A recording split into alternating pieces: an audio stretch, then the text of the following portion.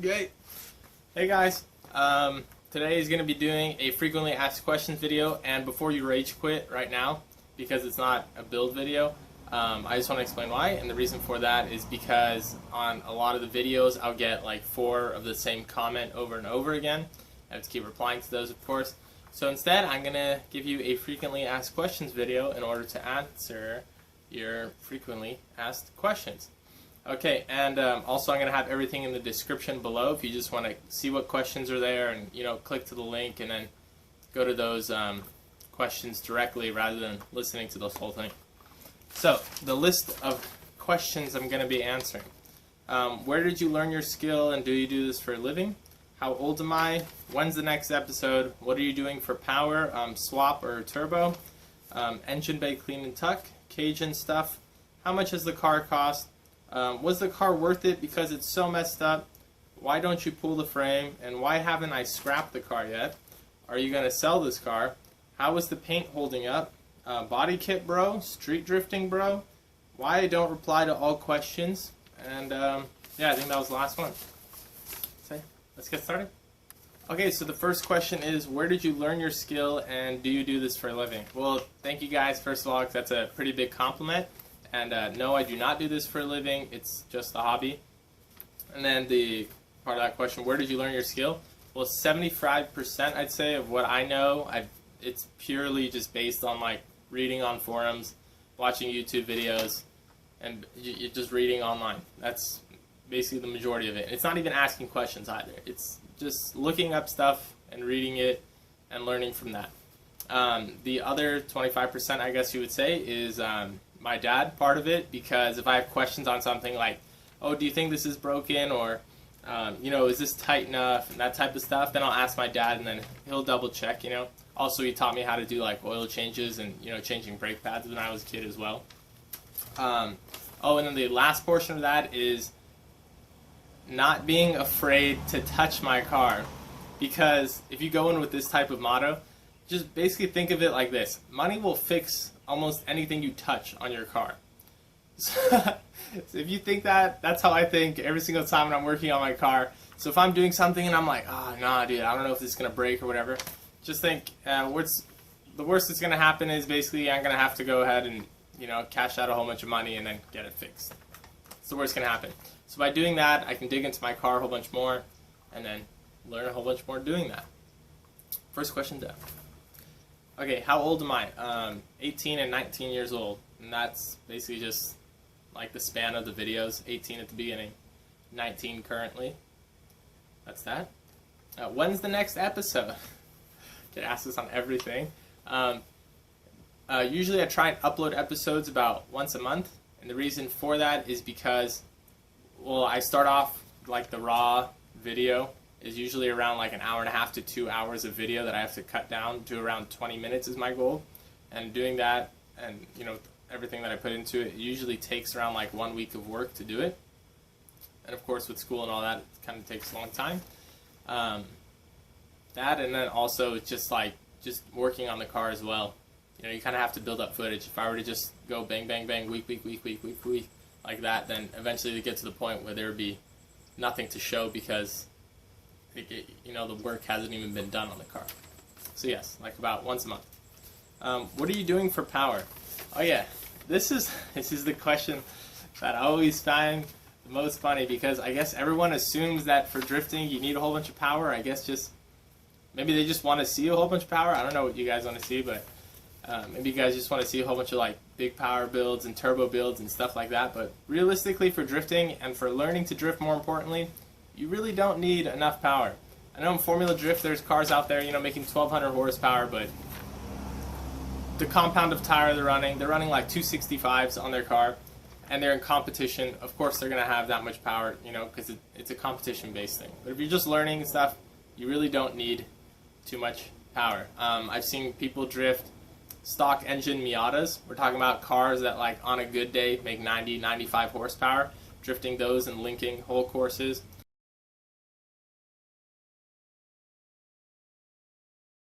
I've seen an S14 with a stock KA24DE in it as well, tearing up the track. Like I didn't even know it had a KA in it, because that's how good the driver is,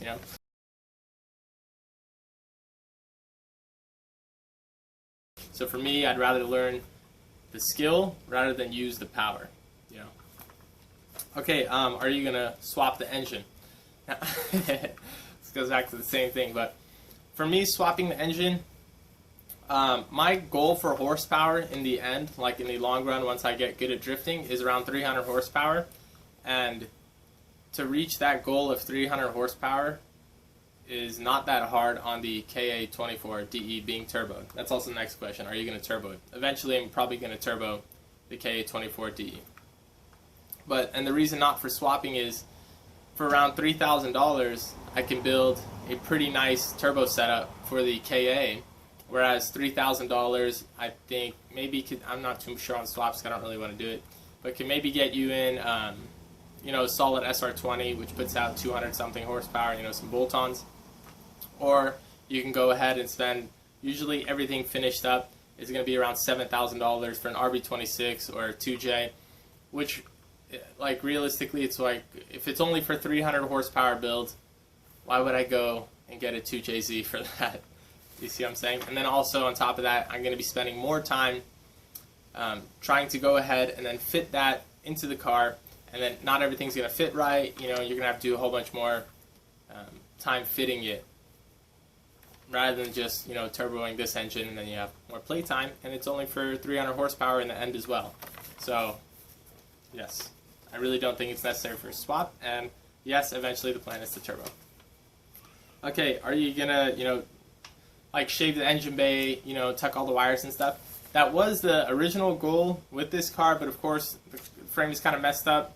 So I am going to be getting another shell after I get decent at drifting, and that way that shell is basically going to be like the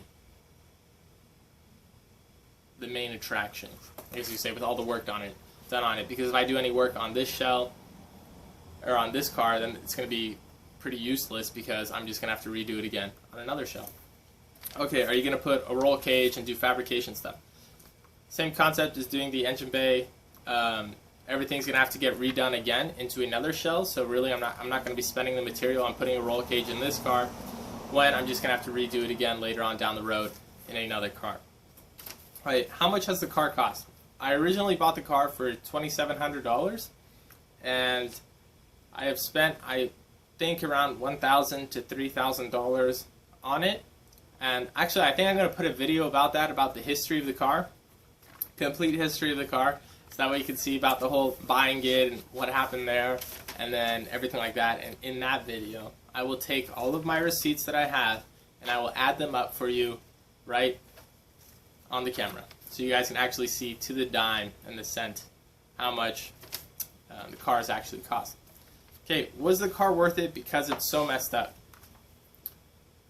I think so, yes, because the amount of experience gained with it is tremendous. A lot of guys that have been modifying cars for years, alright, you can still go ahead and they haven't even experienced some of the stuff that I've experienced on this car. So to me, it's worth it because I get to experience that stuff knowing that other people haven't, okay, and then also that I probably wouldn't have if the car had been a stock 240, like perfectly everything running. I'm not going to go ahead and, drop the transmission on it and doing stuff like that. So I definitely do think it's worth it as far as knowledge. As far as money, actually I'm going to get to that next, coming up. So why don't you pull a frame? Actually, we'll get to that one first. So why don't I pull a frame? Well, I would talk to a body shop over the phone, and they gave me a rough estimate. They said around $1,500 to pull the frame back. And then they asked what year the car was, and I was like, a 91 Nissan 240SX, and then they were like, yeah, it's not going to be worth it to do it. Just go ahead and get another shell and transfer everything over. I was like, okay.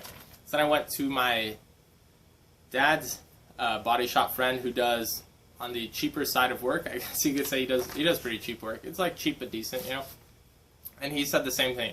He looked at the car and he's like, just get a new shell, transfer everything over. It's not really worth the time or the hassle in order to do it on this car. And so then resorts to the question of, why don't I pull the frame myself then, rather than having someone else do it, right? Well, to pull a frame, obviously if we're going to compare this to getting a clean shell, then everything needs to be perfect to the specifications of getting the clean shell. So I'm going to be spending a couple $100s on getting all the jacks and the chains and doing that, spending probably a couple weeks, you know, because obviously just working on it a couple days at a time, trying to get it back perfect. And it's like, why would I do that when I can just pick up another shell for $500, perfectly clean, and then have it and then be able to work on it, you know, get it nice, and then transfer everything over. So to me, it's not really worth it, because I can just go ahead and buy another shell for around $500 and skip all that hassle. Oh yeah, so then comes this question. Why am I still working on this car, and why am I still spending money on the car knowing that it's like a piece of junk? Why haven't I scrapped it yet and gotten a new shell? Well, the reason for that is it's drifting. So basically, it's going to get messed up. The car is more likely than not going to get in some sort of wreck or, you know, hit a wall, that type of deal. That's just, I'm just, you know, saying, that's just how drifting is. So, that's sweat break. So having said that, I'm not going to go ahead and, you know, I already have this messed up shell, and I've already done all the work onto it, and right now it's drivable, it looks decent, you know, and it's solid for drifting. I'm not going to go ahead and transfer all that over to a clean shell, spend a whole much more time doing that, doing everything over again, then go out to the track, end up, you know, smashing it into something, and then I'm back at exactly the same area I was, which is a car with a messed up frame, and now I'm going to have to redo that whole process over again. So basically, I'm going to keep it. Once I get better at drifting and progress, then I'm going to go ahead and get another shell and do that. And another person also said, oh, your car really isn't worth the price that you paid, which is $2,700 for it, because, you know, the shell was such a piece of junk. So I've got the list here. So this is what came with the car. So if we're just talking about the value and you guys think I got ripped off or whatever, which kind of did. So what came with the car, which was stance coilovers, we'll just say $1,000, Type X taillights, $400, Rotas, and the generic 15s, which are out front, I sold for $180. The NRG wood grain steering wheel with the hub adapter and all that, $150. The Mishimoto radiator and electric fan setup, and that's $260, and then subtract $60 for me fixing it, it's $200. The welded diff, getting it welded would cost me $50. An extra set of hubs, rotors, and lug nuts that came with the car, $40. Tomei fuel pressure regulator, it's $115. A solid running K24 DE, as well as a manual transmission, $600. And I've seen them go for more. I've seen just manual swaps go for $600. Glow shift water temp gauge, $50. Mud flaps sold for $40. The exhaust, I'm assuming it's eBay, so $100 on the catback exhaust. The shift knob, as well as the drift button, $20. There's front strut tower brace, rear strut tower brace, as well as a C-pillar brace, $150. Clear signal lights up front, those are $30. It's signal lights as well as side markers up front, so we're just going to call it $30. So the total with all those parts is $3,125 in parts on the car. And that's not including part out parts, which are like interior pieces, you know, this like mirrors, you know, fenders, that type of stuff. So that's $3,125, and I paid $2,700 for the car. So now let's say I need to buy another shell for $500, right? So, okay, subtract $500, and then I crush/sell this current shell for $200. So I'm still on top $125, okay, and I still gain all that experience from this shell. So that is where I think it is definitely worth it. You guys can, of course, have your other opinions. You guys can let me know. Okay, are you going to sell this car? Like I said, once I get a new shell, I might sell this to some guy that wants it like as an actual true drift missile, like Inertia MS style.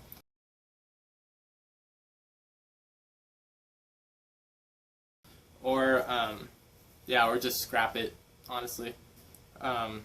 Okay, how is the paint holding up? A guy named Chavez, he keeps commenting, how's the paint holding up, how's the paint holding up, except he doesn't have a reply button under his comment. So I have to send him a message, you know, telling him how the paint is holding up, but I don't know if he gets it or not, because a lot of people don't check their messages. But yes, the paint is holding up well, actually. Surprisingly well. I thought it wasn't going to hold up that well, but it's actually holding up really nicely. And for $108, I believe, in materials, I mean, that's pretty decent. And if you tack on a compressor, a Craftsman compressor on it as well as the Harbor Freight paint gun, the total was like $225 for everything. And you gain a compressor, you gain a gun, you know, okay, everything. $200 for paint job, I think it's pretty nice, so I would definitely recommend it if you don't want to look all raggedy like 75% of the 240s. Anyways, so yes, the paint is holding up well, and I recommend it to you guys. Alright, so next question. Bodykit, bro. Now, eventually, yes, Bodykit, just like the turbo, etc. But I'm not going to be doing it now, of course, because it's kind of like getting an origin Bodykit costs more than just getting a new shell for a new 240 shell. So I'd rather like to get that out of the way first. And a lot of times, too, from what I've seen at the track, is guys smash their bumpers all the time.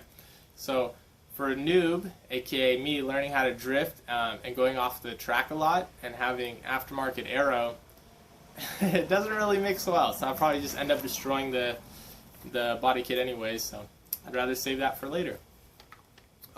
Street drifting, bro. Now, I have gone out with the intent of street drifting and can never bring myself to do it. My mind usually works in the area of pros and cons. So when I look at the pros of this, I'm like, oh, well, you don't have to go to a track. But then I'm like, I go to the track anyways. What does it make a difference to me? And then I get the cons. Well, the cons here are, well, I can hit curbs because there's curbs everywhere on the street, unless you're in a parking lot, which is kind of hard to find, that you're not going to get kicked out of.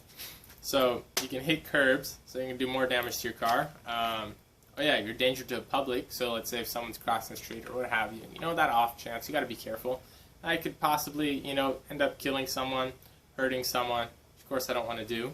Oh yeah, of course there's police on the roads, and police see you, then they write you up for reckless driving, possibly impound your car, and then once you do that, you got to pay a couple $100s for the ticket, and you're going to be paying a couple $100s for maybe 3 years on your insurance. So you get caught by the cops once, and then you're out all these hundreds of dollars that you could have just spent anyways going to the track and doing it in a controlled environment, getting more seat time. So yeah, and then also it gives a bad rep for drifters. Now, for example, in Australia, the cops don't really like drifters or you know, modified cars in general. So it portrays like a bad image on the public people. So if you do it in a good manner, then they see that and they respect the sport, and then they approve of it and they don't give you a hassle for it. So yeah, that's what I think about street drifting.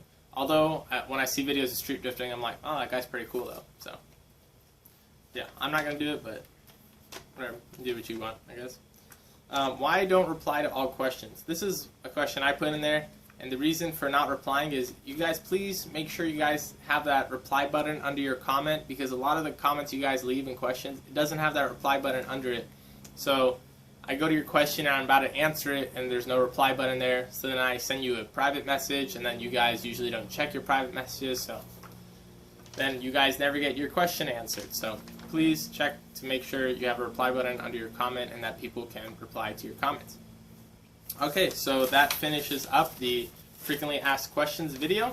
If you have any more frequently asked questions, you can go ahead and put it in the comments in this video, and I will go ahead and make a hopefully new video about that stuff if you guys want it answered, or just reply to your comments, of course. So I hope you guys learned something, and yeah, gonna be doing an episode or something like that. So what am I supposed to talk about? Oh yeah, if you like the video, go ahead and like it, or of course, if you want to make my day, of course I would look at the likes and I get like a little schoolgirl. That just sounds bad, but okay, so that's for the likes. Okay, comments, we already talked about that. And of course, if you want to stay updated, I'm going to do maybe another video off topic, but then after that, episode 9 of the drift build. So I'll see you guys then, and thank you for watching, and I hope this answered your questions. 100-degree weather, doing this.